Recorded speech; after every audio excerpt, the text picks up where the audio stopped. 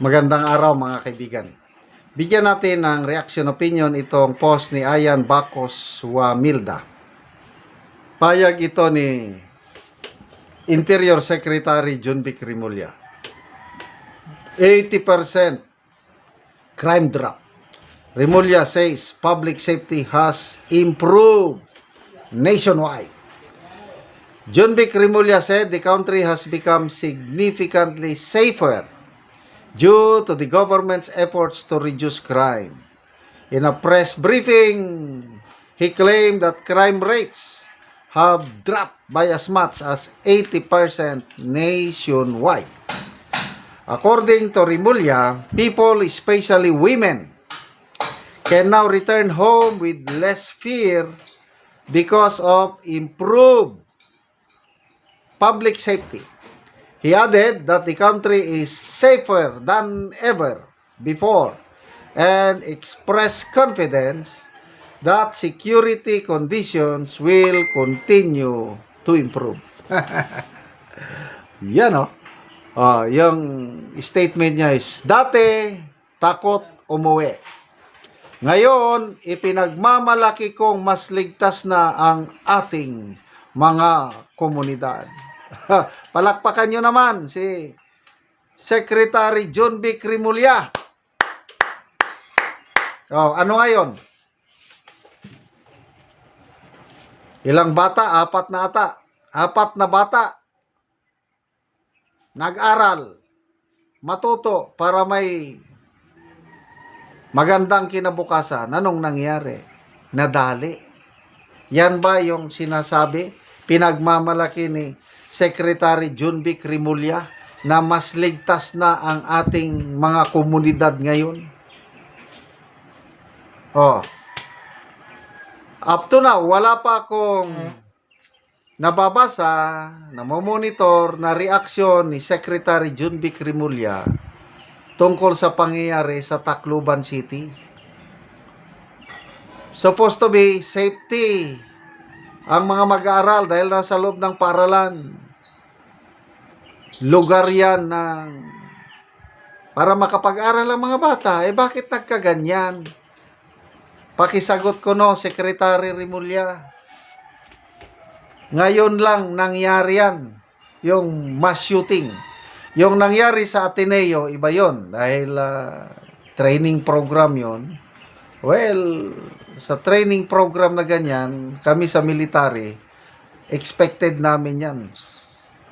May ilang percentage of trainees, military trainees na charged to pag namatay during training. Normal yan. Kaya ibang kaso, malungkot din. Mga magagaling na basketballista namatay sa training program sa basketball sa Ateneo. Tapos parang resignation lang ng coach ang nangyari. Although, sasampahan ng kaso. Naghanap ng hustisya yung relatives ng 2 basketballista sa Ateneo. That was last month lang yan di ba? O this month lang. Ito, sinundan na naman.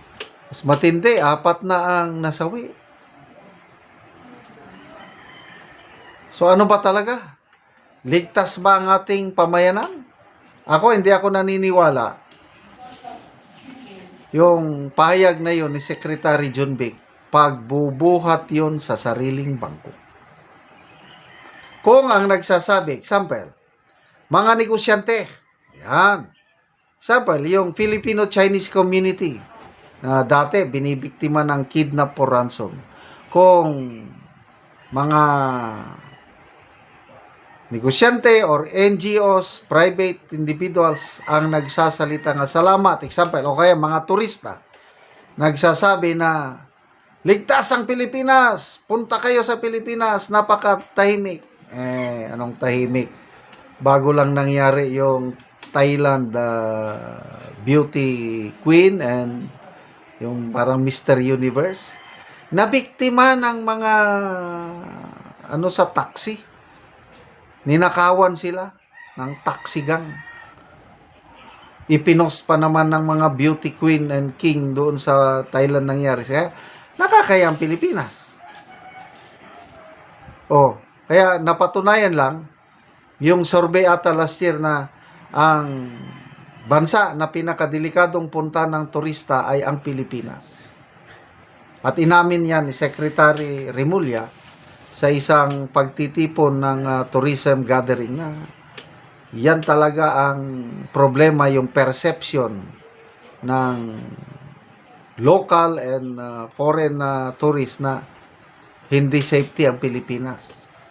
Tapos may ginawa lang siyang mga programa, safe cities nationwide, kung ano-ano yung mga programa niya. After a few months, yun, nag-announce na siya 80% ng crime rate bumaba sa Pilipinas. So ito ngayon, siguro ang irarason dyan is, hindi, isolated incident. Isolated incident nga.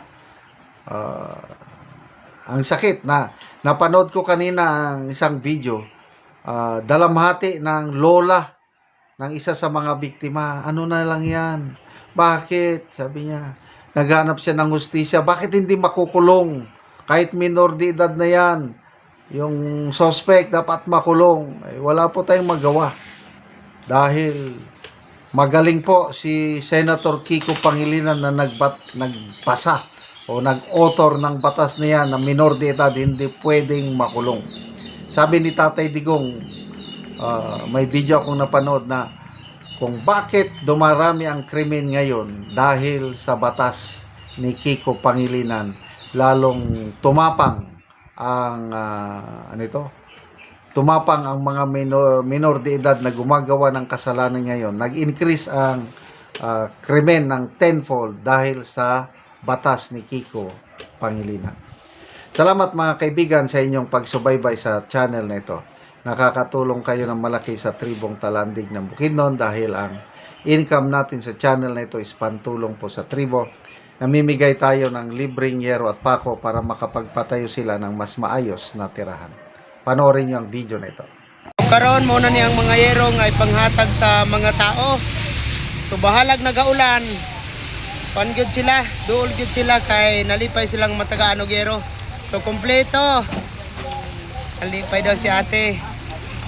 So kompleto gyud, lansang, pako, plinsen o yero, kompleto. Tanan.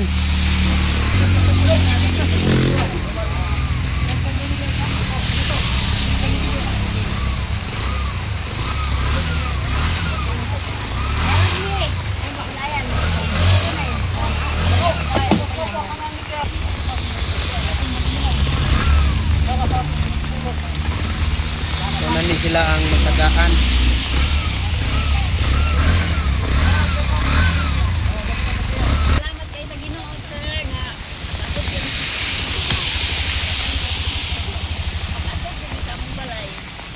Salamat daw gid sa Ginoo si ate nga naabot na gid ang yero. Di pa gid mi kayo bisag ulan kadako. Nani mi dito sa highway. Oo. Tanaw gid namo ang ko ay. Yatag. Yatag nga yero. Sige. So ang uban naalang sila sa ilang balay, so magkuha lang sila karon kay ulan man nga kusog karon. So wala gid tanan nakaani tungod sa ulan.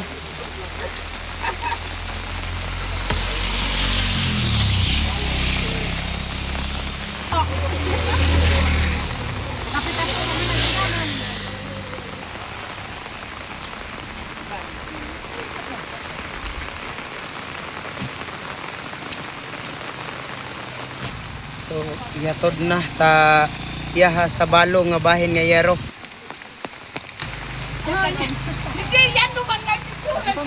Ug karon mo na ni ang balay ni nanay sa usa ka balo. Oo, kaginuda man gid kan do no. Ato man hano ato nos tulo.